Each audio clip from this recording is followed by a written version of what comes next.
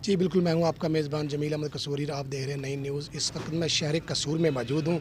तो आज आपको हम एक ऐसा शख्स दिखाने जा रहे हैं कि जो मुर्गियों से बकरों तक पहुँच गया। तो मेरे साथ इस वक्त भाई अब्दुल गफ़ार साहब मौजूद है। आइए उनसे बात करते हैं कि आपने मुर्गियों से बकरों तक कैसे पहुँचे, ये क्या हकीकत है और क्या ये इन्हीं से जानते हैं। जी भाईजान बताइएगा, आप मुर्गियों से बकरों तक पहुँच गए हैं, तो इसकी क्या हकीकत है, आपके पास क्या कहना चाहते हैं? ये भाईजान इस तरह से है कि सबसे पहले तो जैसे घर में मुर्गियां बंदा शौक के लिए पालता है, इसी तरह मैंने गोल्डन मिस्री मुर्गियां लेके घर में रखी थी अच्छा। और उनको पाला था। वो 10 मुर्गियां थीं, साथ में 2-3 मुर्गे थे।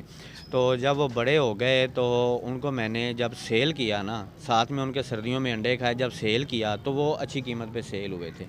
तो तभी मुझे शौक़ पैदा हुआ कि इस कारोबार को आगे बढ़ाना चाहिए और उसके बाद फिर मैंने ज़्यादा मुर्गियां रखी और ज़्यादा इसको कारोबार को बढ़ाया। तो मुर्गियाँ आपने कितनी ली थी पहले, तो कितने कितने में ली थी, कितनी ली थी जो आपने मुर्गियों से बकरों तक पहुँचे? सबसे पहले तो ना उस वक़्त ट्रेंड चल रहा था यूट्यूब पे कि आस्टर लोब जो है ना वो बहुत अच्छी नस्ल है, बहुत ज़्यादा वो प्रॉफिट देती है।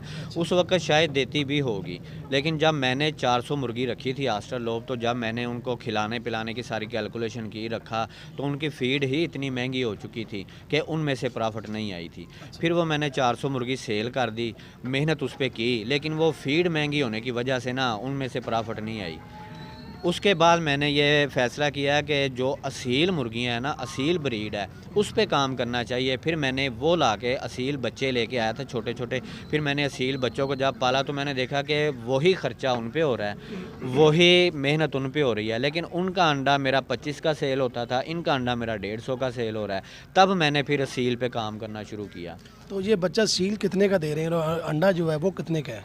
असील जो है ना, असील का जो अंडा होता है, जब आप OLX पे या वैसे भी उसका ऐड दे देते हैं या आप बेचना चाहते हैं, वो कम से कम 150 का सेल होता है। और जो बच्चा है, वो जब बच्चा पैदा होता है ना, 1 दिन का बच्चा कम से कम 700 का सेल होता है। फिर ये नस्ल के हिसाब से होता है, जौन सी नस्ल होगी ना उसी हिसाब से ये कम से कम, मैं आपको बता रहा हूँ, जो आम पाकिस्तानी ब्रीड है। फिर महंगी ब्रीड आप रखेंगे तो वो इससे भी महंगा सेल होगा। ठीक है, तो अब बात करते हैं बकरों की। बकरों की क्या सूरत हाल है? बकरे आपने कौन सी नस्ल के हैं आपके पास? बकरों की ये है कि जब मैं इनको दाना वगैरह डालता था ना, तो तब मेरे ज़हन में ख़्याल आया था कि मेहनत तो मैं करता हूँ, इनको आके टाइम तो देता हूँ, तो मैं कुर्बानी के लिए बकरे भी खुद ही रखता हूँ। ये 3 साल पहले फिर मैं एक जोड़ी लेके आया था। जब मैंने वो बकरों को रखा, उनको पाला, तो माशाल्लाह वो उन्होंने ग्रोथ अच्छी की। आहिस्ता-आहिस्ता मुझे पता चलता रहा कि इनको कौन-सी खुराक डालनी चाहिए। और जब मैंने ईद पे एक बकरा सेल किया है, कुर्बानी किया, तो उसने मुझे ठीक-ठाक प्रॉफ़िट दी।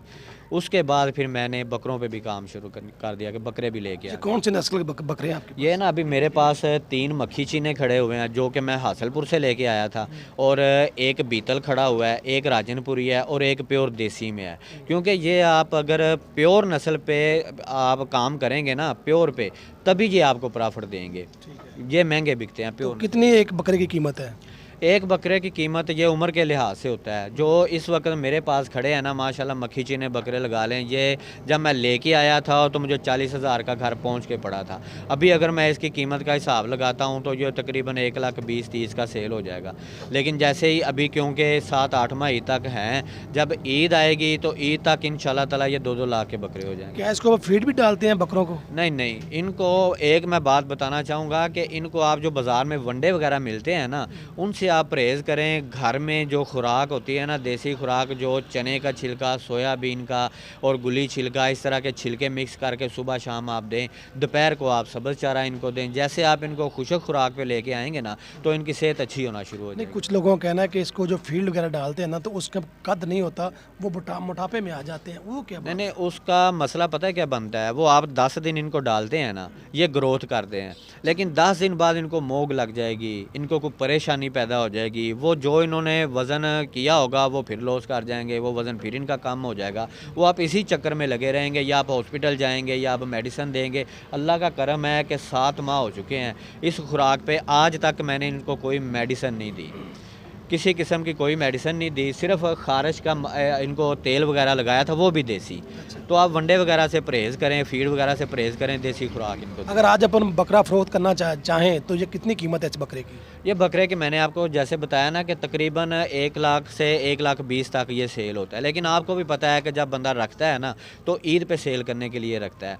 ईद पे जब बंदा सेल करता है, वैसे तो मंडियों में हर टाइम मिलता है, मंडियों से जो बंदा ख़रीद सकता है, लेकिन जो भाई प्यार से ला के रखता है, पालता है, उनको मैं यही मशवरा दूंगा कि वो ईद पे सेल किया करें। हाँ। अच्छा गफ़ार भाई, आप ये बता दीजिएगा, अगर मुर्गियाँ जो हैं वो मुर्गियों को रखना है तो उसके लिए क्या क्या इंतज़ाम करने चाहिए इंसान को? मुर्गियों के लिए किसी किस्म का कोई भी इंतज़ाम इतना ज़्यादा करने की ज़रूरत नहीं होती। केज बनाए हुए हैं, जिस तरह से मैंने ये केज बना लें, इस तरह के केज बनाए हैं कि मुर्गी खुराक खाती है ना तो बाहर मुंह निकाल के खाती है, पानी पीती है तो बाहर मुंह निकाल के पीती है। खुराक पानी बाहर है इनका, अंदर कोई ना खुराक ख़राब होगी ना फीड है। इनके नीचे मैंने चावल का छिलका बिछाया हुआ है जो कि शैलर से मिलता है। तो जो आप बिछा देते हैं तो 10-10, 15-15 दिन, 20-20 दिन सफाई करने की भी ज़रूरत नहीं होती, किसी किस्म की कोई स्मेल नहीं आती। आप देख रहे हैं कि पक्की छत है, छत के ऊपर मैंने रखे हुए हैं, किसी किस्म की कोई स्मेल नहीं है। कोई इतने ज़्यादा बंदा मेहनत करे कुछ भी नहीं इसमें होता। तो गफ़ार भाई, आप देखने वालों को ये पैगाम दे दें कि ये मुर्गियों की देखभाल है वो उसको किस तरह मैनेज करना है? मुर्गियों की देखभाल जैसे मैंने आपको बताया ना कि इनकी खुराक जो है ना वो मुतवाज़न रखें, अच्छी खुराक, देसी खुराक दें, फीड वगैरह से परहेज़ करें। शुरू में आपको थोड़ी बहुत फीड देनी पड़ेगी मिक्स करके, ये ग्रोथ कर जाएंगे, 1 माह बाद आप देसी खुराक पे ले आएँ, घर की खुराक पे ले आएँ तो इंशाल्लाह ताला इनको कुछ भी नहीं होता। जी नाज़रीन, आपने मेरी नई नस्ल को यही पैगाम है कि आपने अगर मुर्गियों से बकरों तक जाना है तो आपको मेहनत करनी पड़ेगी, तो आप बकरों तक पहुंच सकते हैं। इसी के साथ अपने मेज़बान जमील अहमद कसूरी को दीजिए इजाज़त। अल्लाह ने के